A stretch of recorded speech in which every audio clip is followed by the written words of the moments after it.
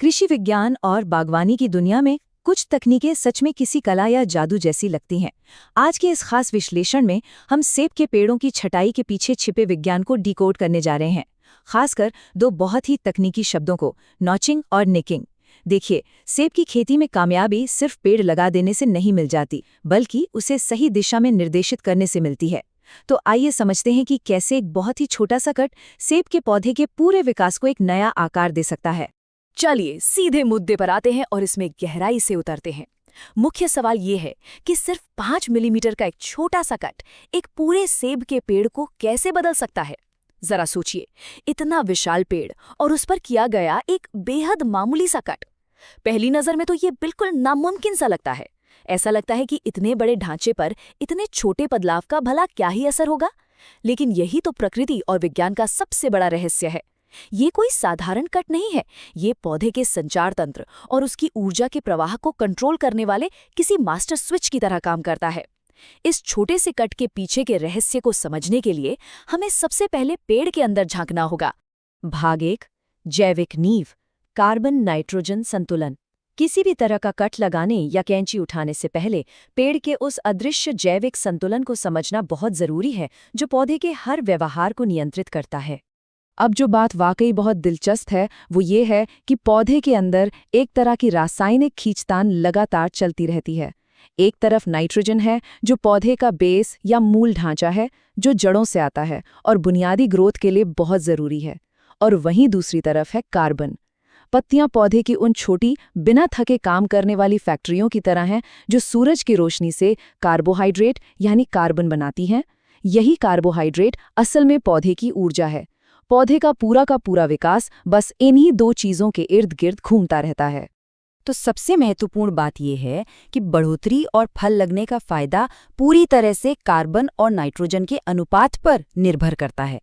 ये बात सिर्फ इस बारे में नहीं है कि पौधे में क्या क्या मौजूद है, बल्कि ये एक तराजू की तरह है। नाइट्रोजन कितना है और उसके मुकाबले पत्तियां कितना कार्बन बना रही हैं, यही अनुपात अंत में ये तय करता है कि पौधे की ऊर्जा नई शाखाओं को उगाने में जाएगी या फिर रसीले फल बनाने में।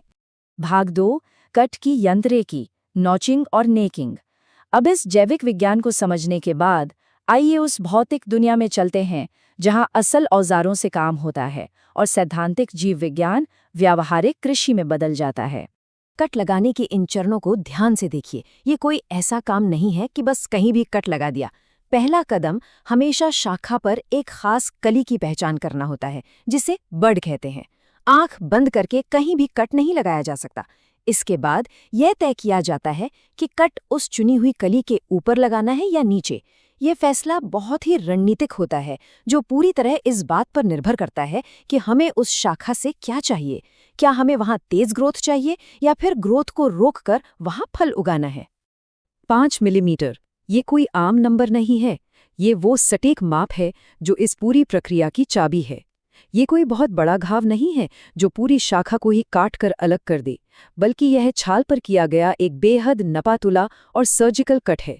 इतना छोटा होने के बावजूद यह 5 मिलीमीटर का कट पौधे के अंदर बहने वाले रसों की दिशा को और उस कार्बन और नाइट्रोजन के प्रवाह को पूरी तरह से बाधित करने या बदलने के लिए काफ़ी होता है। और यहाँ बहुत ही शानदार तरीके से ये बात साफ हो जाती है कि नेकिंग और नोचिंग के बीच असल में क्या अंतर है। एक तरफ है नोचिंग, जहाँ कट हमेशा कली यानी बड के ठीक नीचे लगाया जाता है, और दूसरी तरफ नेकिंग में ये पूरी प्रक्रिया उलट जाती है और कट कली के ठीक ऊपर लगाया जाता है। दोनों ही मामलों में कट का आकार वही 5 मिलीमीटर रहता है, लेकिन केवल जगह बदलते ही पौधे के संचार तंत्र को मिलने वाला संदेश पूरे 180 डिग्री घूम जाता है। भाग 3, रणनीतिक उपयोग, विकास व फल नियंत्रण।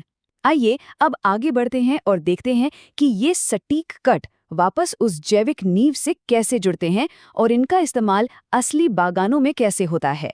इस पूरी प्रूनिंग विज्ञान का अंतिम लक्ष्य एकदम साफ है। अगर विकास को रोकना है तो सही जगह पर कट लगाकर उस कली तक जाने वाली ऊर्जा को रोका जा सकता है। इससे अनचाहा विकास जानबूझकर रुक जाता है। दूसरी तरफ अगर नई वृद्धि या फल को बढ़ावा देना है तो कट को दूसरी जगह लगाया जाता है ताकि ऊर्जा का प्रवाह उस कली की ओर मुड़ जाए।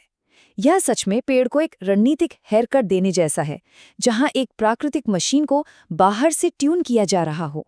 तो आज के इस गहन विश्लेषण के अंत में एक बेहद विचारोत्तेजक सवाल सामने आता है। अगर हम कार्बन नाइट्रोजन के इस सूक्ष्म संतुलन और 5 मिलीमीटर के कट के विज्ञान को पूरी तरह समझ लें, तो ये बड़े स्तर के सेब बागानों में कैसी अभूतपूर्व क्रांति ला सकता है। जरा कल्पना कीजिए, जब एक छोटे से पौधे पर लागू होने वाला ये सूक्ष्म विज्ञान विशाल बागानों पर एक साथ लागू किया जाएगा, तो उपज और फलों की क्वालिटी में कितना बड़ा बदलाव देखने को मिलेगा। यही तो सटीक विज्ञान से उपजी कृषि की असली ताकत है। इस चर्चा में साथ बने रहने के लिए धन्यवाद।